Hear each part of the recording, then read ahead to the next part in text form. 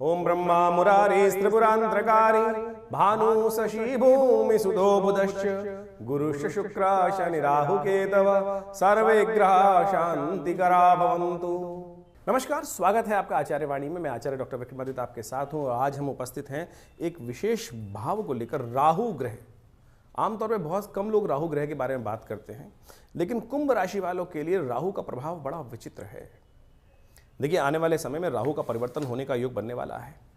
18 मई से राहु जो हैं वो परिवर्तन की तरफ जाएंगे 2025 में, और 18 महीने बाद तक, 18 महीने के लिए यानी 5 दिसंबर 2026 तक वो रहेंगे आपकी ही राशि में।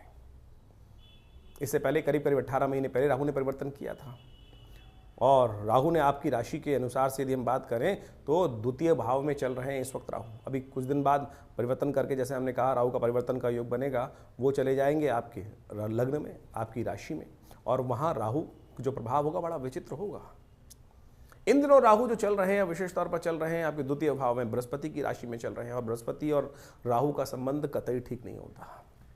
बृहस्पति और जो राहु है, एक देवता है, जो बृहस्पति हैं देवता है, उनके घर में है, और वहाँ कौन विराजमान हो गए हैं? राहु, जो स्वयं राक्षस हैं, स्वयं दैत्य योनि में उत्पन्न हुए, कश्यप गोत्र है उनका, और वो सिंह के पुत्र माने जाते हैं, और वो उपस्थित हो गए। बड़े हठी हैं, चंचल हैं, और ऐसा प्रभाव उत्पन्न करने वाले भ्रमात्मक स्थिति उत्पन्न कर देते हैं। आपके धन भाव में चलते हुए राहु जो हैं वो कई बार भ्रम की स्थिति उत्पन्न कर देते हैं। अरे पैसा खत्म होने वाला है, अरे कहीं ना कहीं ट्रेडिंग में नुकसान होने वाला है। ये भ्रमात्मक स्थिति राहु की चल रही होगी पिछले करीब काफी लंबे समय से। परिवार में यानी किसी पर शक, ऐसी स्थिति उत्पन्न कर सकते हैं। तो ऐसे में राहु का प्रभाव जो करीब 2023 में अक्टूबर में आए थे यहाँ पर, और अभी यहाँ रहेंगे, और उसके बाद से ये स्थिति राहु की जो है ये मई तक चलने वाली है। मैंने आपको राहु का प्रभाव हम समझाने का प्रयास किया। अब राहु जब बदलेंगे तो ये राहु को आप समझे, राहु को ठीक करने का भी उपाय आपको समझ में आना चाहिए। ये भ्रम वाली स्थिति जो है उससे बहुत जल्दी निजात मिलने की स्थिति बनेगी राहु से। कहाँ कहाँ किस तरह? ट्रेडिंग वाले काम, परिवार वाले काम में राहु लगातार कुछ ना कुछ नेगेटिव प्रभाव उत्पन्न करते दिखाई दे रहे हैं इस वक्त। और बहुत जल्दी राहु का जब परिवर्तन होगा तब आपके राहु की हमेशा चाल जो है, बाकी सब चाल तो सीधे चलते हैं, कभी कभी वक्री हो जाते हैं। बहुत सारे जो 7 ग्रहों में से, विशेष तौर पर माने सूर्य तो हमेशा सीधे चलते हैं, चंद्रमा हमेशा सीधा चलते हैं, लेकिन 5 ग्रह जो हैं वो कभी सीधे कभी उल्टे चलते रहते हैं। लेकिन राहु जो है, केतु जो है, वो हमेशा उल्टे ही चल रहे हैं, छायात्मक ग्रह माना जाता है। और ऐसे में 18 मई 2025 को ये उल्टे चलते हुए आपकी राशि यानी कुंभ में, कुंभ किसकी राशि है? शनि की राशि है, और शनि और राहु एक जैसे ग्रह माने जाते हैं, सदृश एक ही है। यानी जिस प्रकार का सूर्य राहु है उसी प्रकार का शनि है। इस कलयुग में अपना प्रभाव उत्पन्न करने वाले हैं। एक तरह से सबसे ज़्यादा जो बैलेंस ग्रह राशि मानी जाती है राहु के लिए, वो वही माना जाती है, शनि की राशि। और ज्योतिष के दृष्टिकोण से देखें तो 11वें भाव में नंबर जो है, पक्का भाव जिसको बोला जाता है, बहुत सारी ज्योतिष गणनाओं के अनुसार से, वो राहु का इतना सुंदर प्रभाव है कि वहाँ राहु नेगेटिव प्रभाव करता है। तो यानी शनि के साथ एक बहुत आत्मीयता का संबंध है राहु का। क्या है कि राहु राक्षस प्रवृत्ति का, और वो शनि के घर में आएगा तो उसको सब कुछ अपना अपना लगता दिखाई देगा, लेकिन फिर भी भ्रमात्मक है, भ्रम मन में उत्पन्न करने वाला है, दुविधा मन में देने वाला है। तो ऐसे में इस राहु का जो प्रभाव आपकी राशि के दृष्टिकोण से होने वाला है वो आपको सही समझ लेना चाहिए। यह राहु विशेष तौर पर आपके व्यक्तित्व को बड़ा आकर्षक बना सकता है। राहु का प्रभाव है क्योंकि राहु क्या है? एक मिस्मरिज्म वाला ग्रह है, एक हिप्नोटिक शक्ति वाला ग्रह माना जाता है, आकर्षणता उत्पन्न करने वाला है। और वो शनि की राशि में आकर आपके स्वभाव को, आपके प्रभाव को ऐसा बना सकता है कि लोग सही से आपके प्रभाव को समझ ना पाएं और अपने आप कार्य को पूर्ण करने के लिए सुंदर रूप से कार्य कर सकते हैं। राहु की अब कथा भी हम आपको सुनाने वाले हैं, कैसे, क्योंकि उससे आपको समझ में आएगा कि राहु का प्रभाव क्या है। राहु बड़ा हठी ग्रह माना जाता है। शनि वैसे जिद का प्रतीक है, शनि तो बड़ा स्लो चलने वाला है, लेकिन राहु जो है वो हठी है, अपने कार्य को पूर्ण करके ही मानता है। बस ये ध्यान कर लेना कब नेगेटिव हो कब पॉजिटिव होगा। ये राहु जब आपके यहाँ पर आएंगे, जब जहाँ विशेष तौर पर कुंभ राशि में जब विशेष तौर पर अपना योग दिखाएंगे, खेल दिखाएंगे, तो क्या कर सकते हैं राहु महाराज? वो आपको कई मामलों में हठी बना सकते हैं। अब आपको ये सोचना पड़ेगा कि आपकी राशि के दृष्टिकोण से कि कौन सा हट अच्छा है, कौन सा हट खराब है। कोई अच्छे कार्य करने के लिए हट किया जाए तो बड़ा अच्छा होता है, लेकिन नेगेटिव प्रभावों को करने के लिए, काम करने के लिए हट किया जाए तो वो अच्छा नहीं होता। वैवाहिक जीवन में कई प्रकार की समस्याएं देने का योग राहु डेफिनेटली बना सकता है, क्योंकि उस क्षेत्र में राहु का नेगेटिव प्रभाव होने के योग बनते दिखाई देते हैं। और साथ साथ राहु और शनि के भाव में आके अब अपने ही घर में है तो क्या कर सकता है? साहस। आप व्यक्ति जो अपने घर में आता है ना, अच्छे घर में आता है, तो वो अपने साहस ही बहुत अच्छा बना देता है। और साथ साथ महत्वाकांक्षा उत्पन्न करने की, बड़ी बड़ी चीज़ों को करने के लिए महत्वाकांक्षा, राहु बड़ा महत्वाकांक्षी ग्रह है। इसको कथा भी अभी आपको समझाने वाले हैं कि वो जिद पूर्वक देवताओं की पंक्ति में जाकर बैठ गया था लाभ लेने के लिए। तो ऐसे में राहु जो है वो बड़े महत्वाकांक्षी भाव को आपके मनोमस्तिष्क में उत्पन्न करने के योग दे सकते हैं। तो ऐसे में राहु को बड़े बैलेंस होकर आपको समझने की जरूरत है। राहु की दृष्टि जो है वो कई प्रकार से कही गई है। कई ज्योतिषियों का मानना है कि राहु की दृष्टि जो होती है वो पंचम भी होती है, नवम भी होती है और साथ में सप्तम तो होती ही है। तो ऐसे में राहु का एक दृष्टि जो है आपके भाग्य पर भी पड़ती दिखाई दे रही है और वो आपको धर्म से विमुख कर सकता है। ध्यान रख लीजिएगा, अगर राहु ने धर्म के भाव व भाग्य के भाव पर दृष्टि डाली और आप धर्म से विमुख हुए तो डेफिनेटली मान लीजिएगा आपके बहुत सारे कार्यों में नेगेटिव प्रभाव, जिद नेगेटिव रूप से परेशान करने के योग बना सकती है, बुद्धि को भ्रमात्मक भी कर सकता है। अब आपको आवश्यकता है बुद्धि को सही रूप से चलाने की। ऐसे में सबसे बड़ी आवश्यकता, कुछ बहुत सारे उपाय शास्त्र में बताए गए हैं, उनको आप सही रूप से करने का प्रयास करेंगे तो बहुत सारी चीजों को ठीक करने के रास्ते आप स्वयं बना सकते हैं। कालगणना के अनुसार से हमारे पुराणों इत्यादियों में बहुत सारी कथाएं इंगित की गई हैं। राहु, जैसा हमने आपको बताया, एक बड़ा हठी ग्रह है। आपको इसकी पुरानी कथा तो समझ में आती होगी, बहुत सारे लोगों को शायद ज्ञान नहीं है, उसके संबंध में समझ लीजिए कि राहु का प्रभाव हठी क्यों है। कहा जाता है संसार के अंदर विशेष तौर पर समय समय पर विभिन्न घटनाएं घटी।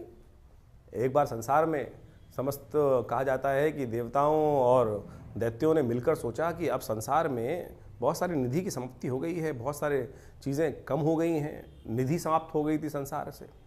महालक्ष्मी जो है वो सागर में विराजमान हो गई थी और पूरे संसार से ऐश्वर्य, समृद्धि इत्यादि धीरे धीरे क्षय हो गई थी।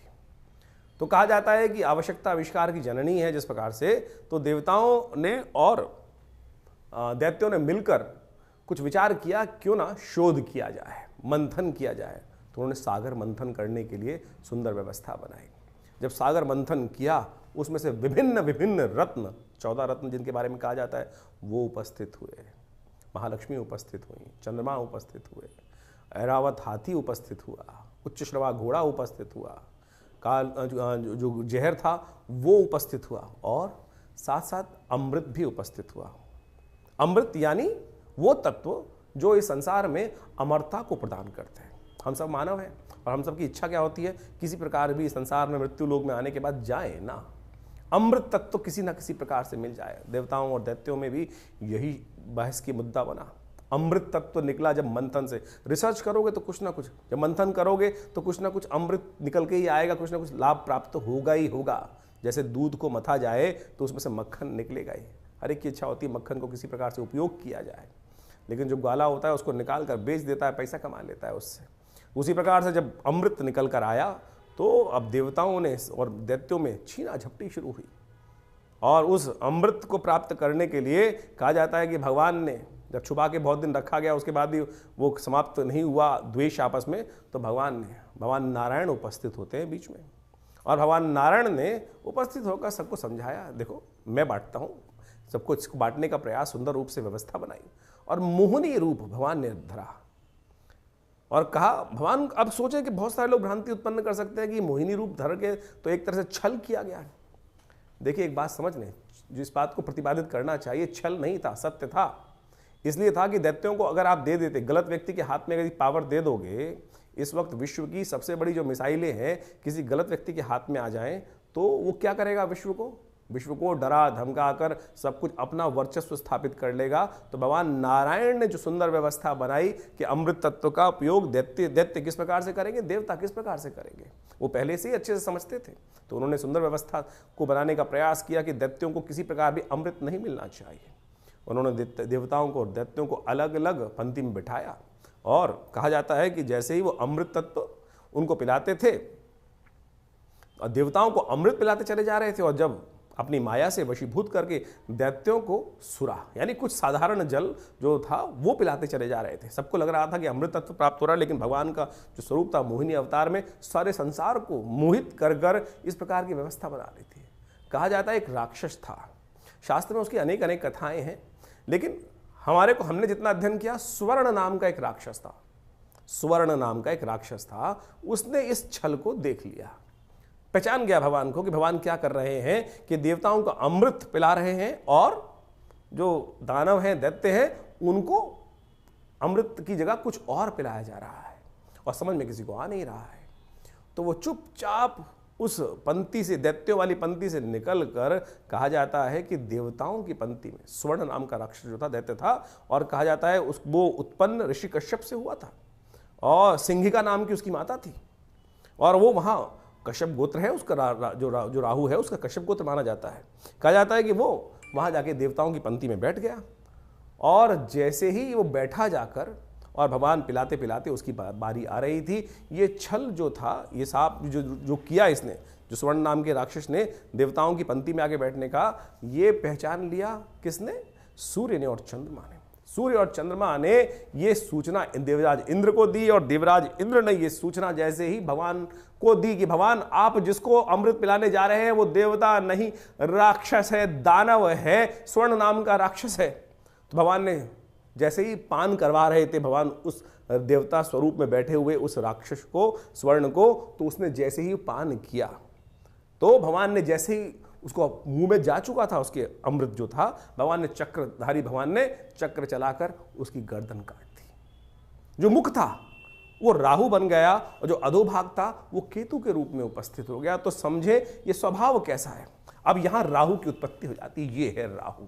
राहु की हठता थी, अमृत तत्व, अमृत का पान कर चुका था तो इसलिए अमर हो गया। हमेशा बहुत सारे लोग राहु को मानते नहीं है कि ग्रह है। अरे भाई, वो वास्तविक छाया नहीं, वास्तविक सत्य है, हठी है। आपकी राशि में जिस प्रकार का प्रभाव उत्पन्न करेगा आपको समझना चाहिए। ये पुरानी कथाओं को आदि भौतिक आदि दैविक रूप से यदि आप उसको सत्य को समझ लें तो जीवन में उस वास्तविकता को क्या प्रभाव उसका होगा, यहीं से प्रभाव निकल कर आएगा। वो राहु का जो प्रभाव है छल रूप से करके, यानी क्या छला उसने? अपने उस मंतव्य को पूर्ण करने के लिए उस राक्षस योनि से हटकर देवताओं की पंक्ति में जाकर बैठ गया और भगवान तक को, सोचें कितनी बड़ी सुंदर ये कथा क्या समझा रही है कि भगवान तक को, यहां भगवान ने नहीं छला, यहां भगवान तक को छलने के लिए राहु उपस्थित हो गया। तो राहु इस प्रकार का ग्रह है कि जो आपको, किसी भी धर्मात्मा व्यक्ति को छल सकता है अपनी हठता को पूर्ण करने के लिए। तो इस भाव को समझें कि राहु क्या प्रभाव आपके जीवन में उत्पन्न कर रहा है। ये हमने जो राहु का ग्रह का प्रभाव आपको बताया ना कि आपकी राशि के अनुसार से आपकी जन्म पत्री में किस भाव में कहां बैठकर किस प्रकार का प्रभाव उत्पन्न करेगा, क्या कराएगा आपके लिए। तो सत्य रूप में इस कथा को हमने इसलिए उपस्थित किया है कि वो आप समझ सकें राहु का प्रभाव नेगेटिव भी होता है, पॉजिटिव भी होता है। हर व्यक्ति के अनुसार से ऐसा नहीं है कि नेगेटिव ही होगा। तो आपकी राशि के अनुसार से जो प्रभाव हमने समझाया है उसके लिए आपको सही रूप से कुछ उपायों की आवश्यकता है। राहु ग्रह को ठीक करने के लिए शास्त्र में अनेक अनेक उपाय बताए गए हैं। राहु ब्रह्मकारक ग्रह है, राहु वास्तव में मिथ्यात्मक ग्रह है, राहु बड़ा महत्वाकांक्षी है और इन सब का प्रभाव राहु पर जब पड़ता है तो उसके लिए ठीक करने के लिए देखिए, सकल पदार्थ हैं जगमाही कर्महीन पुरुष पावत नाही, ये तुलसी बाबा ने बहुत सोच समझ के एक बात लाइन लिखी है। और उन सब उपायों को किस प्रकार से ठीक रूप से किया जाए।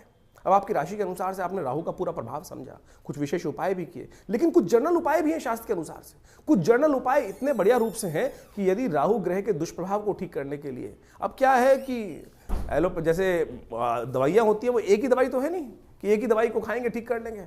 अब हर भ्रांति के व्यक्ति को ठीक करने के लिए 5 उंगलियां बराबर नहीं है, अरबों लोग हैं और अरबों लोगों के हिसाब से अनेक अनेक उपाय। किसकी भ्रांति, किसी की दीक्षा, किसी का मंत्र में इच्छा ना हो तो राहु का उपाय कैसे करेगा, किसी की किसी और चीज में इच्छा ना हो तो वो कैसे राहु का उपाय ठीक करेगा। तो हम अनेक उपाय आपके समक्ष उपस्थित कर रहे हैं। देखिए, वैसे तो सबसे श्रेष्ठ जो है वो जो उपाय है राहु के, वो तो मंत्र, दान और साथ में औषधि विज्ञान के अनुसार से जो उपाय बनते हैं वही बनाने चाहिए। 3 तरह के उपाय शास्त्र में सुंदर रूप से प्रमाणित जो बताए गए हैं, 3 कैटेगरी के उपाय, वो है सबसे पहला मंत्र, फिर दान और उसके बाद औषधि। प्रकृति से जो औषधि उत्पन्न होती हैं वो सब राहु के नेगेटिव प्रभाव को ठीक करने के लिए बहुत अद्भुत कार्य करती हैं। उन सबको सही समय पर सही रूप से कर लिया जाए तो बहुत अच्छे से लाभ मिलता है। सबसे पहले तो ये समझने का प्रयास करना चाहिए कि राहु हमारी कुंडली में नेगेटिव प्रभाव कर रहा है या हमारी कुंडली में पॉजिटिव प्रभाव कर रहा है। एक बात सीधी तरह से हम आपको सिद्धांतिक तौर पर समझा देते हैं। राहु का संबंध बिल्लियों के साथ होता है। देखिए, यदि आपकी कुंडली में राहु नेगेटिव चल रहा है तो देखिएगा आपके घर के आसपास या तो बिल्लियां रो रही होंगी, बिल्लियां लड़ रही होंगी, रात्रि में बिल्ली के रोने की आवाज़ आती है, बिल्ली के लड़ने की आवाज़ आती है, तो समझ लेना चाहिए आपका राहु का प्रभाव कहीं ना कहीं नेगेटिव चल रहा है। कहीं ना कहीं राहु का प्रभाव आपकी कुंडली में नेगेटिव है। और यदि आप अध्यात्म से विमुख हो रहे हैं, राहु का प्रभाव एक सबसे बड़ा है, राहु ग्रहण कारक ग्रह है, राहु सूर्य को भी ग्रसित कर लेता है, जैसे हमने आपको समझाया। नैसर्गिक दृष्टिकोण से सबसे ताकतवर ग्रह माना जाता है राहु ग्रह, कोई उसके आगे चलता नहीं किसी का बस। यानी सबसे ज्यादा प्रभाव क्या होता है? सूर्य का ग्रह का प्रभाव होता है। सूर्य किसी हर ग्रह को अस्त कर सकते हैं, लेकिन राहु जिसको छायात्मक ग्रह रूप में माना जाता है, कई लोग तो मानते भी नहीं है, बहुत सारे लोग ये भ्रांति उत्पन्न करते हैं राहु ग्रह थोड़ी है, छाया है वो तो। अरे भैया, राहु का प्रभाव नैसर्गिक दृष्टिकोण से यदि आप पढ़ोगे, ज्योतिष की गणनाएं सीखोगे, तो सबसे ज्यादा नैसर्गिक दृष्टिकोण से बलशाली ग्रह जो है वो राहु ही माना जाता है। और कहा जाता है, जिस प्रकार समझें कि राहु सूर्य को भी ग्रसित कर लेता है। अभी हमने आपके समक्ष जो कथा उपस्थित करी, सूर्य राहु, जो राहु है वो सूर्य और चंद्र, क्योंकि उनकी आपस में परम शत्रुता है। राहु के 3 शत्रु माने जाते हैं वैसे तो, जी हाँ, राहु के 3 शत्रु माने जाते हैं, सूर्य, चंद्र और केतु भी, क्योंकि बिल्कुल उल्टा प्रभाव है राहु के, बिल्कुल स्वभाव से उल्टा प्रभाव है केतु की। हम कभी गणना करेंगे, बताएंगे आपको, लेकिन इस वक्त समझे कि जब राहु जो है सूर्य को ग्रसित कर लेता है, ग्रहण लगा देता है, जो सूर्य सबको अस्त करता है उसको अस्त कर देता है, फिर चंद्र ग्रहण लगा देता है, तो सबसे ज्यादा बलशाली ग्रह माना जाता है। तो इसका प्रभाव बिल्कुल अवश्य होता है हर व्यक्ति के ऊपर, तो इसके प्रभाव को ऐसा हल्का नहीं समझना चाहिए। तो इस प्रकार से बहुत सारे उपाय शास्त्र में वर्णित हैं, उनको हम आपके समक्ष रखने का प्रयास करते हैं। उनमें से अनेक उपाय शास्त्र के अनुसार से कर सकते हैं। अब ये बात समझे कि जो किस प्रकार से कब किया जाए उपाय। देखिए, हर ग्रह का समय है, हर ग्रह की एक दिन माना जाता है। जैसे सूर्य का सूर्यवार संडे है, सूर्य रविवार उसको बोला जाता है, चंद्रमा का सोमवार है, मंगल का मंगलवार है। इसी प्रकार से अब राहु और केतु का कोई ग्रह तो है नहीं, कोई समय तो है, कोई दिन तो है नहीं, लेकिन राहु का जो समय है वो है प्रदोष काल, सायंकाल। जो प्रदोष काल है, सूर्य अस्त जब हो जाते हैं, अंधेरा नहीं होता है, जो वो करीब करीब 2 घड़ी का आसपास का समय, 45 मिनट के आसपास का समय, वो राहु का वास्तविक समय माना जाता है, जिसको पक्की शाम बोला जाता है। तो ऐसा समय जो है वही प्रदोष काल है। इसलिए संबंध किससे निकला? शिव के साथ संबंध निकला। प्रदोष काल जो है सबसे श्रेष्ठ माना जाता है शिव के लिए, समस्त दोषों से रहित काल माना जाता है। और ऐसे में शिव के की आराधना, समस्त प्रकार के दोष जो है ना, ग्रहों के प्रभाव जो है वो त्रिपुरारी हर सकते हैं। तुलसी बाबा ने कहा है ना कि जो त्रिपुरारी हैं वही हमारे जो जीवन को शुभ कर सकते हैं, समस्त दोषों को हर सकते हैं। त्रिपुरारी भगवान शंकर जो हैं वही समस्त दोषों को हर सकते हैं। तो भगवान शंकर की समस्त प्रकार की आराधनाएं जो हैं वो राहु के नेगेटिव प्रभाव को दूर करती हैं। तो शाम के समय भगवान शिव का सुंदर रूप से अभिषेक करना, दूध से करना, जल से करना, घी से करना, शहद से करना, ओम नमः शिवाय का जप करना, बेलपत्र अर्पित करना, रुद्राभिषेक करना। उपयुक्त ब्राह्मणों के द्वारा जब राहु का नेगेटिव प्रभाव चल रहा हो तो क्या कर लें? सबसे पहले रुद्राभिषेक कर लें भगवान का, ये बड़े सुंदर रूप से कार्य कर सकता है। और साथ साथ क्या करें? ओम भ्रांग भ्रींग भ्रौंग, जैसा हमने आपको बताया अभी कुछ देर पहले, ओम भ्रांग भ्रींग भ्रौंग से राहवे नमः, ये राहु का बहुत अच्छा मंत्र है, इसका जप कर लिया कीजिए। एक और राहु का उपाय प्रभाव बताएं, राहु का मंत्र जप जो करें रुद्राक्ष की माला से कर सकते हैं, वो कोई दिक्कत नहीं है, लेकिन बड़े शुद्ध रूप से करें। बड़ा सीधा साधा मंत्र है, ओम भ्रांग भ्रींग भ्रौंग से राहवे नमः। एक काम और कर सकते हैं, जो पूजा वाले नारियल होते हैं ना, जब राहु का नेगेटिव प्रभाव किसी प्रकार भी ठीक ना हो रहा हो, तो एक काले कपड़े में शनिवार के दिन रात्रि के समय शाम को जब सोए तो अपने सिराने 4 पूजा वाले नारियल काले कपड़े में लपेट के रख लें और सुबह किसी चलते पानी में उसको प्रवाहित कर दिया करें। ये राहु का बहुत अच्छा नेगेटिव प्रभाव को दूर करने के लिए अद्भुत उपाय है। और साथ साथ एक उपाय और हम बताने का प्रयास करें, मां दुर्गा की सुंदर आराधना भी राहु के नेगेटिव प्रभाव को ठीक करती है। एक बात और समझ लें, किसी प्रकार का तामसिक आहार, किसी प्रकार का गलत भावों में जाना, ये राहु के नेगेटिव प्रभाव को और बढ़ा देगा। राहु किसका प्रतीक है? अभी हमने आपको कथा समझाई, राहु जिद का प्रतीक है। अभी आपके मनोभाव में यदि जिद आ रही है तो यानी वो समझ लीजिए राहु नेगेटिव प्रभाव उत्पन्न कर रहा है। इतना हटी कि जाकर भगवान के उस छल को पहचानने के बाद उस भी अपनी हटता पे अड़ा रहा। देखिए सामने किससे लड़ने जा रहा था, एक साधारण राक्षस भगवान नारायण से लड़ने के लिए उपस्थित हो गया और उनके विमुख जाकर यानी अपनी हटता, अपने मंतव्य को पूर्ण करने के लिए इतना हटी राहु ग्रह है कि जाकर वहां बैठ जाता है। उसको पता था मेरा क्षय होना निश्चित है, लेकिन फिर भी दाव खेल जाता है। तो ऐसा हटी राहु ग्रह, उसको ठीक करने के लिए गोमेद रत्न बड़ा अच्छा है। 8 रत्ती का गोमेद आप धारण कर सकते हैं, लेकिन शुद्ध रूप से मिल जाए तो। आज की तारीख में तो रत्नों का ऐसा हिसाब किताब हो गया है कि वो लैब में बनाकर लोग बेच देते हैं, फिर वो कल्चर्ड है तो क्या उत्पन्न करेंगे। इसके साथ साथ आप राहु का जो प्रभाव है वो भी उसको ठीक करने के लिए कार्य कर सकते हैं। आप एक काम कर सकते हैं, कोयला लेकर यदि शाम के समय चलते पानी में उसको प्रवाहित कर दीजिए, कभी कभी ये उपाय कर लिया कीजिए। मूली का दान करना भी राहु के लिए बड़ा अच्छा उपाय माना जाता है। एक उपाय और बताएं आपको हम, बड़ा सुंदर उपाय है। देखिए राहु जो प्रभाव है ना वो भ्रम का प्रभाव है। भ्रम छाया कारक ग्रह है। राहु के नेगेटिव प्रभाव को ठीक करने के लिए काम कर सकते हैं आप नित्य प्रति, देखिए हमने जैसे कहा कि औषधि जो विज्ञान है वो बड़ा सुंदर है। अपने घर में गूगल की धूम्र उपस्थित किया करें।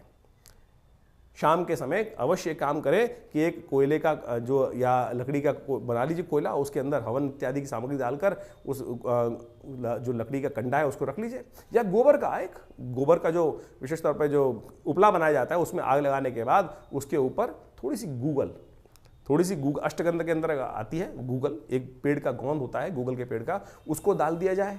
ये बड़ा सुंदर प्रभाव है। राहु के नेगेटिव प्रभाव को धूम्र उपस्थित कर आप राहु के नेगेटिव प्रभाव को ठीक कर सकते हैं। राहु के विभिन्न कोण हैं।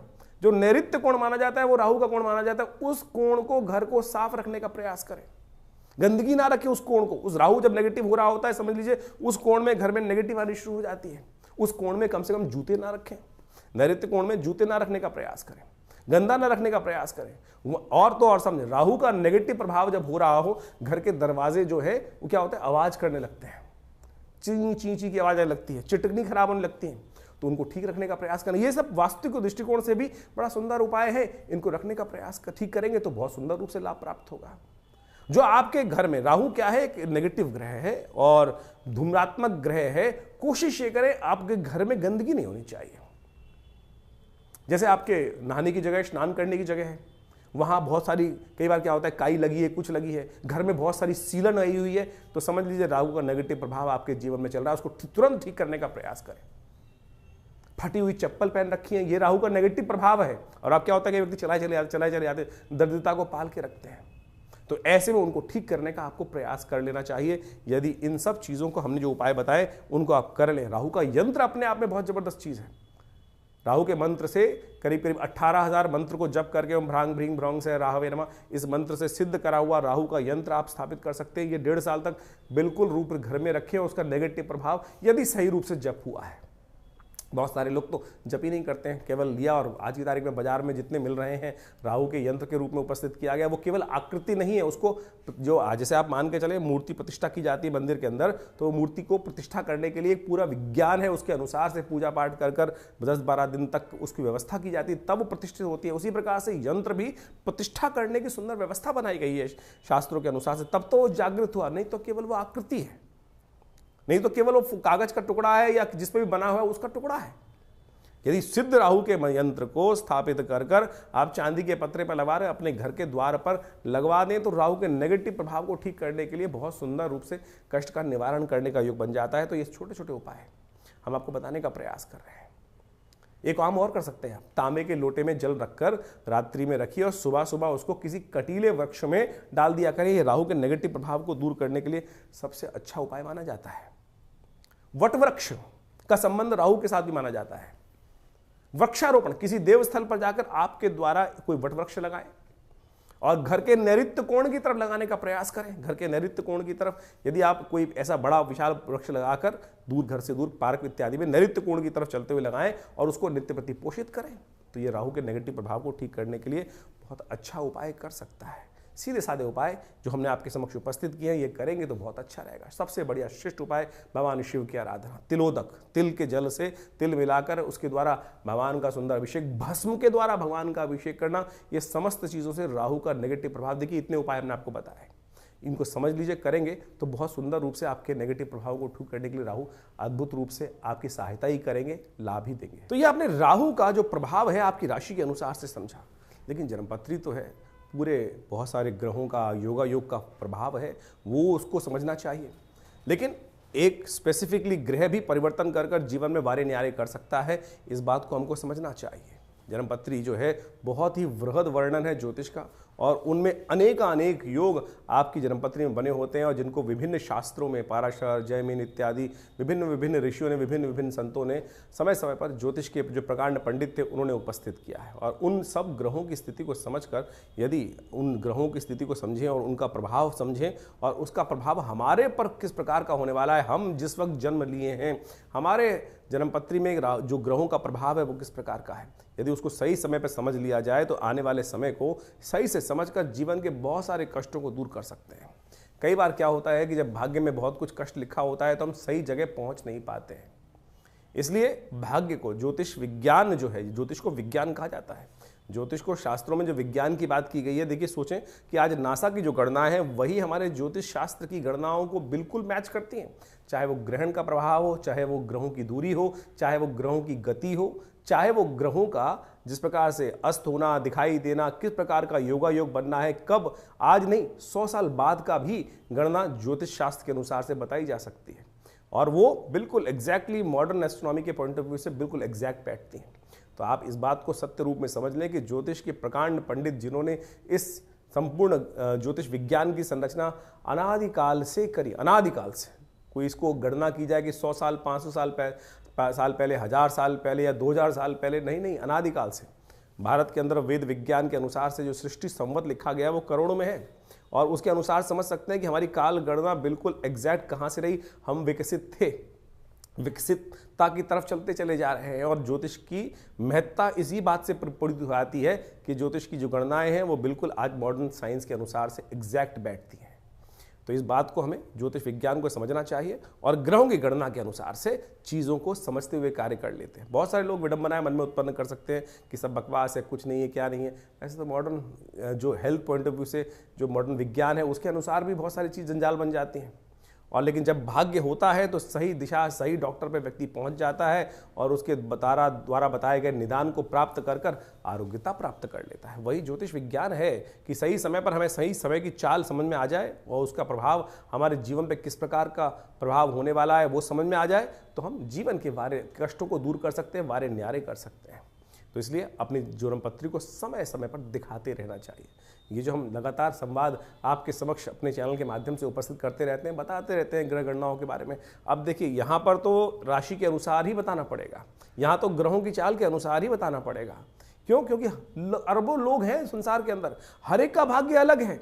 बिल्कुल जो आपके मन में प्रश्न उठ रहा है कि हम जो ज्योतिष की राशि के अनुसार से बात करते हैं तो 12 राशियों में पूरे संसार को नहीं बांट सकते, बिल्कुल सही बात है कि उसको, लेकिन आउटर पेरिफेरियल तो सेट कर सकते हैं। क्या योगा योग है, वो उस योग के अनुसार से समझ तो आ सकती हैं चीज़ें, लेकिन आपकी जन्मपत्री में किस प्रकार का योग कैसा बनने वाला है, कब बनने वाला है, उसको क्या निदान किया जाए, उसके लिए आवश्यकता है कि जो पर्सनल जो कंसल्टेशंस होती हैं, जन्मपत्री में विचार विमर्श किया जाए, वो समय समय पर परिवर्तन होता रहता है और उसके लिए आप समझें, जानें और उसके लिए पर्सनली आप आश्रम पर आ भी सकते हैं, संपर्क साध सकते हैं। यह आश्रम जमुना पार्क दिल्ली में स्थित है, विवेकानंद योगाश्रम, और यहाँ पिछले करीब 60-70 सालों से विभिन्न पराविद्याओं पर शोध चलता है। आचार्य श्री केशव देव जी महाराज के सानिध्य में रहकर हमको ये सुख प्राप्त हुआ कि जिसके द्वारा हमने इस ज्योतिष विज्ञान को उनसे बाल्यकाल से ही सीखा, समझा और उन विवेचनाओं को उपस्थित किया, बहुत सारे शोध किए, बहुत सारे मंत्रों का उपचार किया, बहुत सारे यज्ञ इत्यादि आज भी उसी रूप में चलते हैं। नित्य प्रति 8 घंटे यज्ञ चलता है विवेकानंद योगाश्रम में,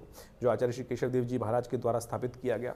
आप भी उस यज्ञ में समय समय पर जो कार्यक्रम होते हैं उसमें आके स्थित हो सकते हैं। विभिन्न ग्रहों के उपचार किए जा सकते हैं, विभिन्न ग्रहों की जो समस्याएं हैं उनके निदान जो है ना वो अनेक रूप से बताए गए हैं। सबसे बढ़िया मंत्र जप, यज्ञ, यंत्र, दान इत्यादि बताए गए हैं। औषधि के अनुसार से बहुत सारे उपाय बताए गए हैं, उन सबको हम समय समय पर आपके समक्ष उपस्थित करते रहते हैं।